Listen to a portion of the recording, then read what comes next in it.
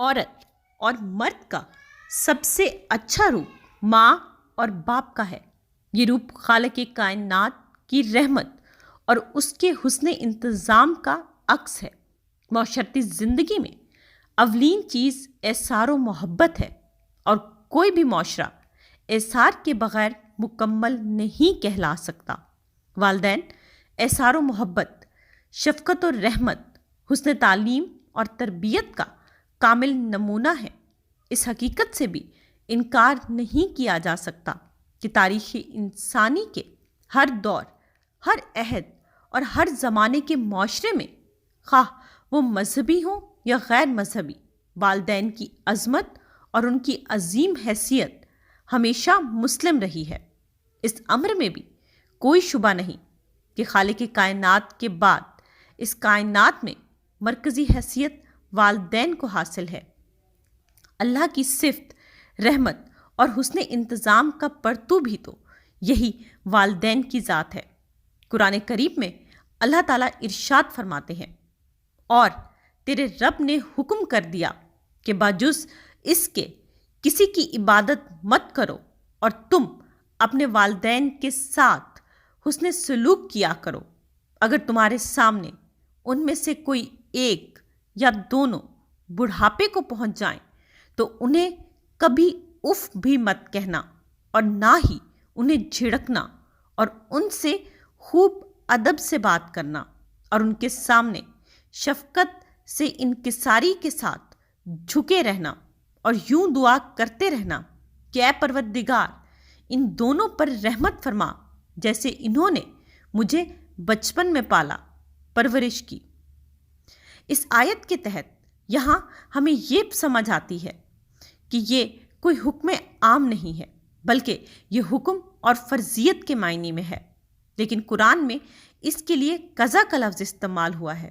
اس کے لغوی معنی ہے کہ کسی معاملے کے متعلق حتمی فیصلہ کرنا، اور بالوالدین احسانہ کا مفہوم یہ ہے کہ ان کے ساتھ نیکی، احترام اور حسن سلوک کا رویہ اپنایا جائے۔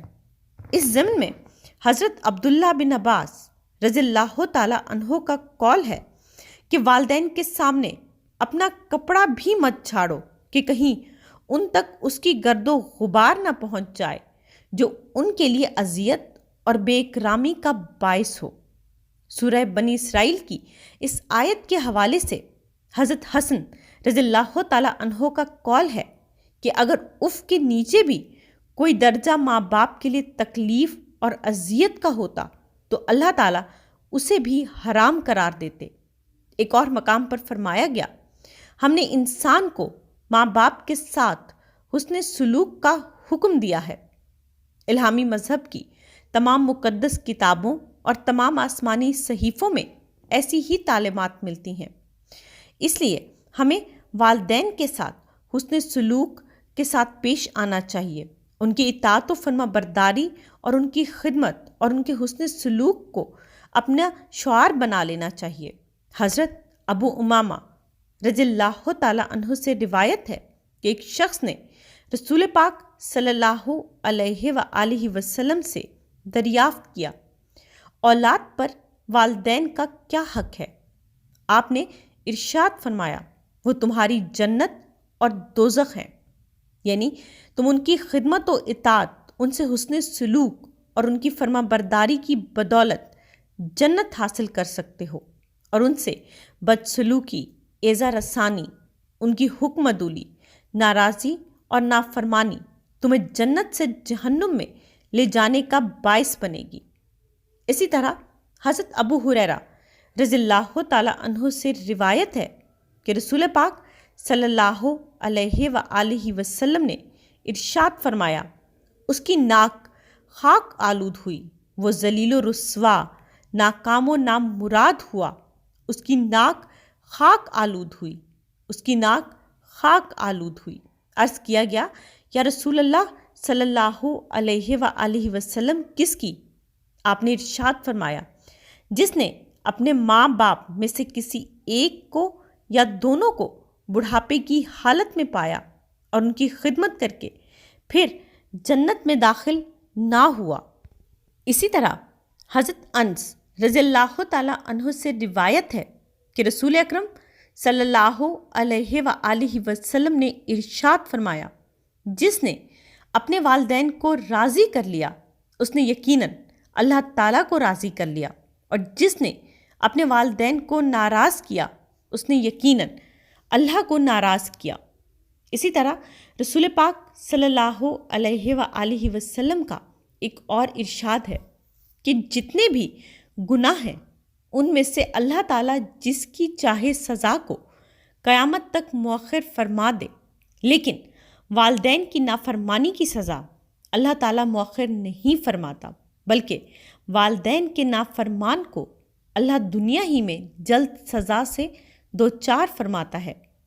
اسی طرح حضرت عائشہ صدیقہ رضی اللہ تعالیٰ عنہ سے روایت ہے کہ رسول پاک صلی اللہ علیہ وآلہ وسلم نے ارشاد فرمایا، میں نے خواب میں دیکھا کہ میں جنت میں ہوں، وہیں میں نے تلاوت قرآن کی آواز سنی، میں نے دریافت کیا اللہ کا یہ بندہ کون ہے جو جنت میں قرآن کریم کی تلاوت کر رہا ہے؟